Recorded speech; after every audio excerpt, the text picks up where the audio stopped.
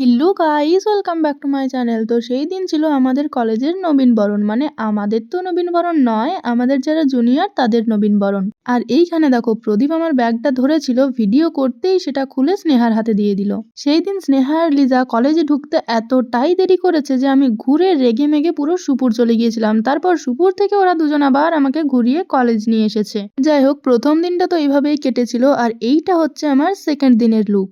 আর এই দিন কিন্তু কলেজের স্টুডেন্টসরা মিলে প্রচুর নাচানাচি করেছে, আর যিনি গান করতে এসেছিলেন তার তো পুরো আলাদা এনার্জি ছিল।